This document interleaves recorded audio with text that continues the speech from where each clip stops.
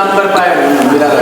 अब देखिए, ये तो हमसे किसी ने यहाँ पे मांगा नहीं था, ये मेरी अपनी सोच थी। उस जेल की चार दीवारी के अंदर, जेल की काल कोठरी के अंदर तमाम यातनाओं के बाद भी एक मेरी सोच थी कि जिन अधिवक्ता साथियों ने मेरे ऊपर आरोप लगने के बाद भी मऊ के कचहरी के साथी, बाकी तहसीलों के साथी, तो मेरा एक था कि सारे तहसीलों में और कचहरी में भी कुछ न कुछ अपनी सांसद निधि से करा दूं। मैंने बार के साथियों से ज़मीनें मांगी, जहां जहां ज़मीन उपलब्ध हो गई। यहाँ पर आप जहां खड़े हैं वर्तमान में मऊ सदर की तहसील, यहाँ पर हमने कार्य कराने का काम किया। घोसी में इससे भी बड़ा, वहाँ 25 लाख से ऊपर की धनराशि निर्गत की गई है, वहाँ पर भी कार्य हुआ।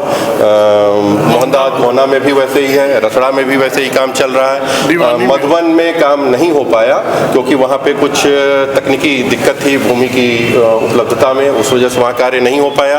आपके दीवानी में भी हमने सोलर, वहाँ पे भी ज़मीन नहीं मिल पाई दीवानी कचहरी में, तो भी हमने सोलर प्लांट देने का काम किया, जिससे हमारे अधिवक्ता साथियों को मुफ्त की बिजली और उससे उनको पंखा और बाकी बल्ब की रोशनी की उपलब्धता हो पाई है। पिछले दिनों आपने कहा था कि लोग बड़े बड़े होटलों में वलीमा करते हैं, इशारा किधर है आपका? नहीं, इशारा किसी तरफ नहीं, मैं एक जनरल सी बात कहा था कि आप लोग एक लाइन पकड़ लिए। उसके पहले मैंने कहा था कि गवर्नर हाउस में रिसेप्शन भी दिया जाता है, प्रतिभोज भी दिया जाता है, तो वहाँ आप नहीं पहुँच पाए, एक दूसरी जगह पहुँच गए।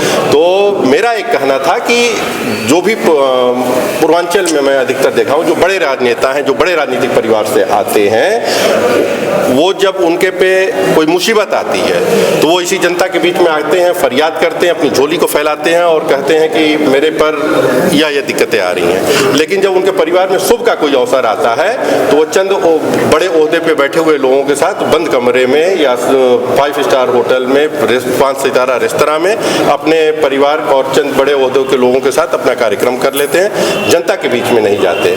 और मेरा ये कहना था कि मेरे जब पे मुसीबत आई, मेरे पे जब दुख आया, तो यह जनता एक पैर पे खड़ी थी, तो मेरा परिवार में कोई शुभ का भी अवसर आएगा तो उस पर पहला अधिकार इसी आम जनता। क्या लगता है अब्बास अंसारी जानबूझ के नहीं मऊ में आ रहे हैं? नहीं, अब उनके बारे में हम कहाँ से बताएं कि जानबूझ के आ रहे हैं कि नहीं। यार, ये आप अब्बास अंसारी से सवाल करिएगा तो उनसे आयुष हत्याकांड को कैसे देखते हैं? आयुष हत्याकांड, आयुष हत्याकांड, आयुष यादव हत्याकांड को निश्चित रूप से गंभीर प्रवृत्ति का यह अपराध हुआ है। अब उसमें जो पुलिस की विवेचना चल रही है, उसमें कुछ अपराधी पकड़े भी गए हैं। बाकी विवेचना का या अभी विवेचना का समय है, तो जो विवेचना पुलिस कर ले, चार्जशीट है, तो उसके बाद समझा जाए कि क्या हो। बिहार के सीएम